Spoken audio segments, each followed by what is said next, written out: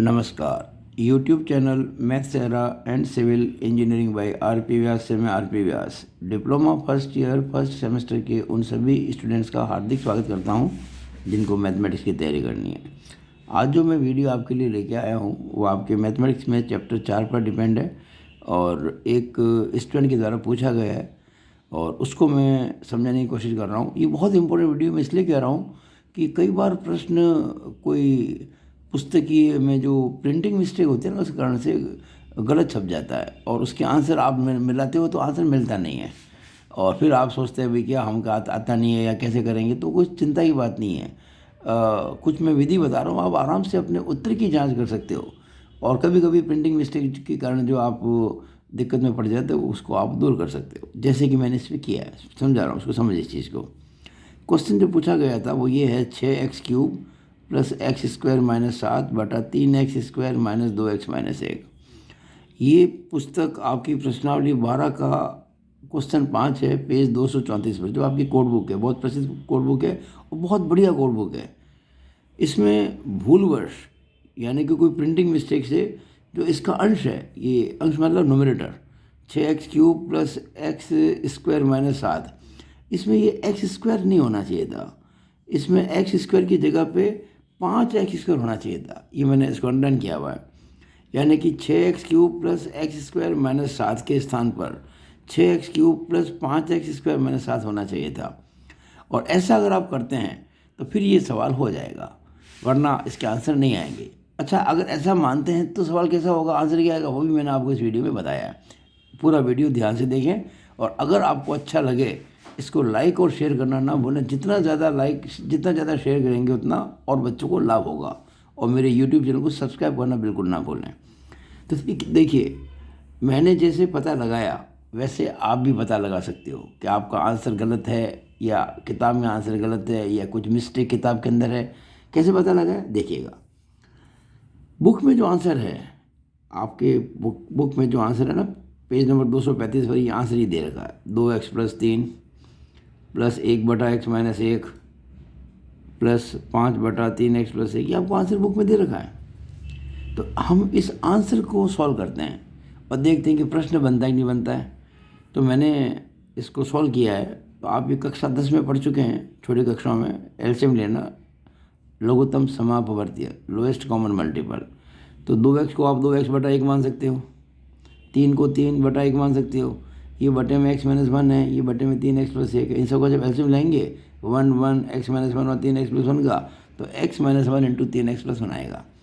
फिर एलसीएम में हर का भाग लगाते हैं और अंश से गुणा करते हैं, तो 2x into x-1 into 3x plus 1 आएगा, plus 3 into x-1 into 3x plus 1 आएगा, प्लस 1 इंटू 3x प्लस 1 आएगा और प्लस 5 इंटू x-1 आएगा।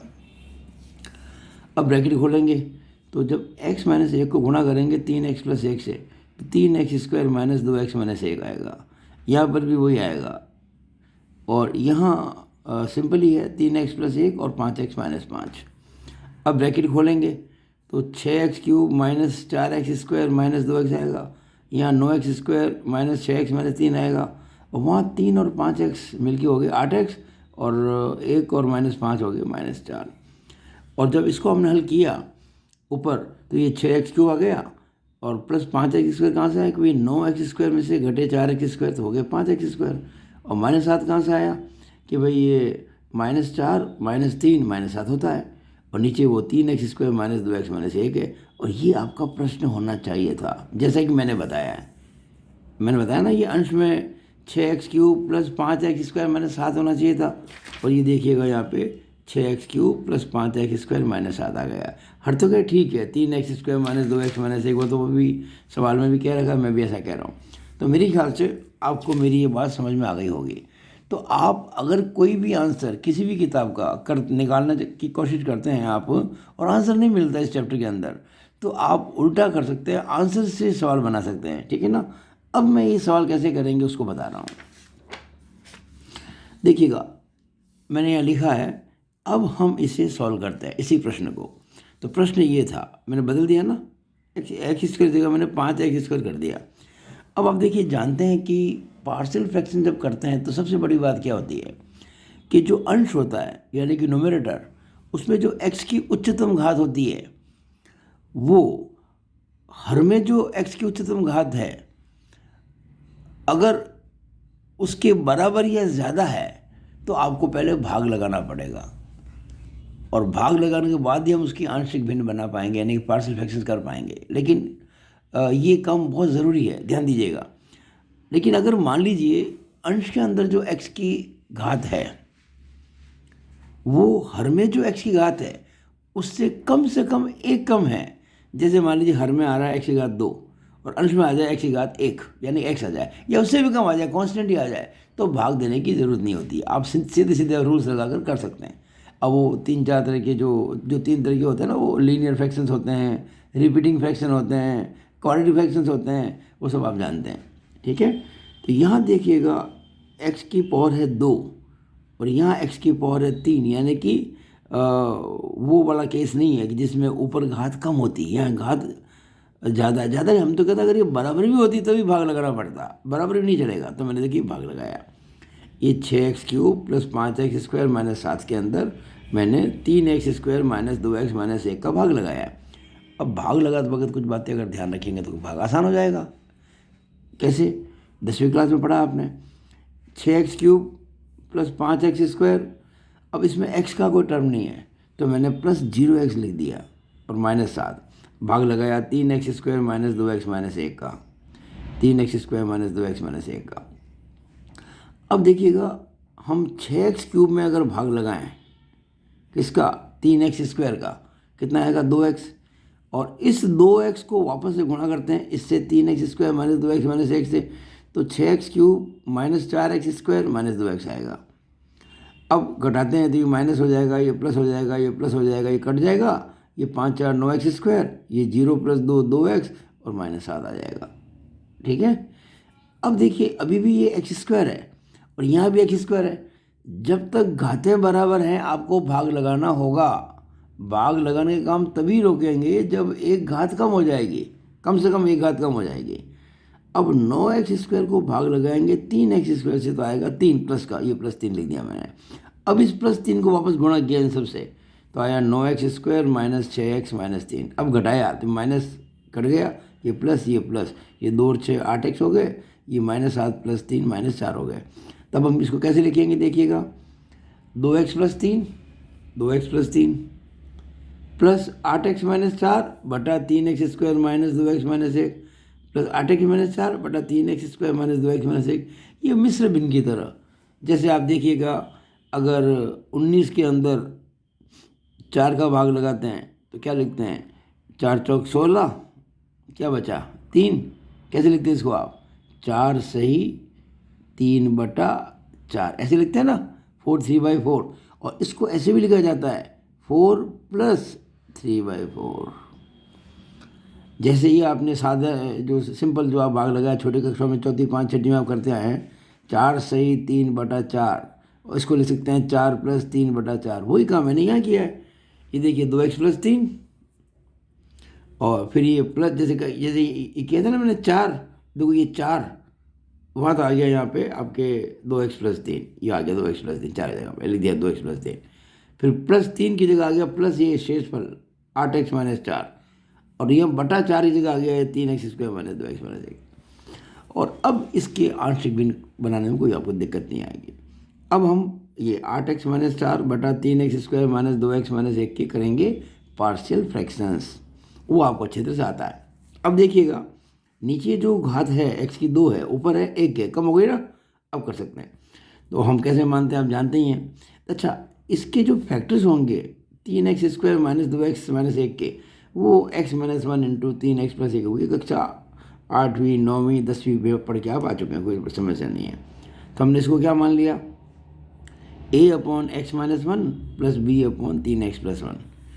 अब हमने क्या किया, तुलना की दोनों तरफ की। कैसे की, अगर मैं एलसीएम लूँगा इसका तो x minus 1 into 3x plus 1 आएगा, और वह इसके भी factors x minus 1 into 3x, इसके जो फैक्टर्स है ना वो x minus 1 into 3x plus 1 है, वो नीचे नीचे कैंसिल हो जाएंगे। तो ऊपर जो बचेगा वो मैंने लिखा यहाँ पे, इधर तो 8x माइनस 4 है, और उधर जो है a into 3x plus 1 plus b into x minus one, इसको मैंने 2 कह दिया। देखिए उसको मैंने नंबर 1 का है, इस संबंध को मैंने नंबर 1 का है। इस नंबर 1 के अंदर सीधा हम आंसर निकालेंगे बाद में ए और बी की वैल्यू पुट करके, और इसको मैंने नंबर 2 का, जो कि एक सर्वसमी का। यहाँ बच्चे बड़ी गलती करते हैं, इसको समीकरण कह देते हैं। आप ध्यान दीजिएगा, मैंने पिछले वीडियो में आपको बताया था, ये समीकरण नहीं है, ये सर्वसमी का है, आइडेंटिटी है। यानी कि x के किसी भी मान के लिए सत्य है, जबकि समीकरण तो x के किसी निश्चित मान के लिए सत्य होती है। इसको कहेंगे आइडेंटिटी। इस आइडेंटिटी में आप x की जो चाहे वैल्यू पुट कर सकते हो ए और बी निकालने के लिए अपने हिसाब से। जो चाहे नहीं, मतलब हम वैल्यू कुछ भी रख सकते हैं, लेकिन हम ए और बी निकालेंगे, उसके लिए कुछ विशेष मान रखने होंगे। देखिए मैंने x को 1 रखा, कैसे निकाला x को 1? अगर मैं x माइनस 1 को 0 करूँ, देखिए x 1 आएगा ना, बिल्कुल आएगा। उससे क्या होगा, ये बी वाला टर्म खत्म हो जाएगा। तो x को जैसे मैंने 1 रखा, देखिएगा यहाँ पे 8 इंटू 1 माइनस 4, 8 इंटू 1 माइनस 4 बराबर ए इंटू 3 इंटू 1 प्लस 1, तो 3 एकम 3 प्लस 1 हो जाएगा। यानी कि 8 एकम 8 में 4 के, तो 4 बराबर 3 और 1 4 है, यानी कि ए बराबर 4/4 है। लेकिन ए का मान 1 आ गया। अब x का मान रखा मैंने -1/3, ये कैसे आया? इस बार देखो आप 3x प्लस 1 को 0 करो। किसको? 3x प्लस 1 को। अगर 3x प्लस 1 बराबर 0 होगा तो 3x कितना होगा? -1। तो x कितना होगा? -1/3, जो मैंने रखा है किसमें? 2 में। देखिए वापस इसी के अंदर, तो 8 इंटू किसको रखा मैंने? -1/3 x को। तो देखिएगा पहले मैंने तो बी वाला लिख दिया उधर, पहले मैंने उसको बी वाला लिख दिया। क्या होगा कि बी इंटू एक्स को लिखा मैंने -1/3 और -1। अच्छा, इसको मैंने लिखा ही नहीं, कारण क्या? जैसे ही मैं एक्स को लिखूँगा -1/3, तो 3 इंटू -1/3। वैसे बताओ ना आपको, मैं जब मैं 3x प्लस 1 को 0 कह चुका था, तभी तो आया था x का मान -1/3। जब 3x प्लस 1 0 है, तो 0 इंटू ए 0 हो जाएगा, ये पूरा टर्म ही खत्म हो जाएगा। तो क्या बचेगा? b into x minus 1। तो देखिए b और x को रखा मैंने -1/3, और -1 तो है ही, बराबर वो देखो 8 इंटू एक्स, यानी कि 8 इंटू -1/3 और -4। ठीक है, इट इम्प्लाइज। देखिए जब कोई सॉल्व करते हैं ना, तो इट इम्प्लाइज लगा। अभी अब ये इक्वेशन बन गई है, अभी आइडेंटिटी नहीं है। अब हम b का मान याद कर रहे हैं, अब ये समीकरण है, तो इम्प्लाइज लगाया b इंटू -1/3 -1 करेंगे तो आएगा -4/3, बराबर उसको जब सॉल्व करेंगे ना, तो -8 -12 -20/3 आएंगे। अब सॉल्व करने में, कैंसिलेशन में बहुत ध्यान रखना चाहिए, क्योंकि कुछ बच्चे कैंसिल करने में गलतियां कर देते हैं, तो ऐसी गलती नहीं करनी है आपको। मैंने देखिए क्या किया है, b इंटू मैंने 4 को -1/3 से अलग कर दिया, 4 इंटू -1/3। वहाँ मैंने 20 को लिखा है 5 इंटू 4 और -1/3 अलग कर दिया। अब देखो ये ब्रैकेट में लिखा है इसको, -1/3 को, यहाँ भी ब्रैकेट लिखा, उसके बाद काटा है। कई बच्चे क्या करते हैं, ये इंटू और माइनस साथ साथ चलाते हैं, ये गलत है, ये इट इज़ रॉन्ग। इंटू और माइनस कभी साथ नहीं लिखने चाहिए, हमेशा इंटू और माइनस के बीच में ब्रैकेट जरूर लगाना चाहिए, ऐसे जो मैं आपको बता रहा हूँ, जैसे मैंने यहाँ किया है। तो -1/3 कट गया, 4 से 4 कट गया, तो b बराबर 5 आ गया। अब आपको a की वैल्यू 1 और b की वैल्यू 5 ये रखनी है इसके अंदर। तो ये 1/x minus 1 plus 5/3x plus 1 आ जाएगा, किसकी जगह? इसकी जगह पर 1 में रखेंगे ना, तो आंसर क्या आ जाएगा? देखिए हमारा 1 से आंसर आएगा 2x प्लस 3, ये रहा हमारा 1, तो ये रहा 2x प्लस 3 प्लस ये वैल्यू, और इसको हम अभी अभी सॉल्व कर चुके a/x minus 1 plus b/3x plus 1 से, और ए और बी की वैल्यू पुट कर दी, तो 1/x minus 1 plus 5/3x plus 1, जो कि पुस्तक में भी आंसर आपको दे रखा है। तो मुझे आशा है कि आपको ये पूरा समझ में आ गया होगा। एक और बात, प्रश्न उठता है कि जो प्रश्न था अगर वो ही होता तो हम क्या करते? तो देखिए उसका आंसर मिल गया आपको, देखिएगा ध्यान से। जगह की कमी थी, मैंने ऐसे लिख दिया जगह निकाल के। ओरिजिनल प्रश्न का उत्तर दे रहा हूँ आपको, जो किताब में आपको प्रश्न दे रखा था, जहाँ मैंने कहा 5x होना चाहिए था, अगर वो x ही लेते तो क्या होता, तो उसका उत्तर ही आता 2x plus 5/3 plus 16/3 into 3x plus, ये इसका उत्तर होता। और ये क्वेश्चन पार्शियल फ्रैक्शन का होता ही नहीं, क्योंकि ये तो सिंपल भाग का प्रश्न हो गया जो आप कक्षा 10 में पढ़ के आए हो। कक्षा 10वीं में जो चैप्टर 3 था उसको आपने पढ़ा ना, भाग लगाने का बीजगणितीय विधियों से, तो वो सामान्य प्रश्न हो गया ये। तो ये प्रश्न फिर पार्शियल फ्रैक्शन का बनता ही नहीं। जो भी हो, मैंने आपकी समस्या को सॉल्व करने का पूरा प्रयास किया है। मैं कितना सफल हुआ हूँ ये आप तय करेंगे, और इस वीडियो को जितना ज़्यादा आप फैला सकें, जितना ज़्यादा बच्चों को शेयर कर सकें कीजिए, ताकि सब बच्चों को लाभ हो। और बहुत से बच्चे, कई बार बहुत होशियार बच्चे मायूस हो जाते हैं, सर हमारा आंसर नहीं मिल रहा है, बच्चे दुखी होते हैं। तो आप आराम से आंसर को चेक कर सकते हैं, रिवर्स काम करके आंसर से क्वेश्चन बनाकर। It is all over about this video. Thank you.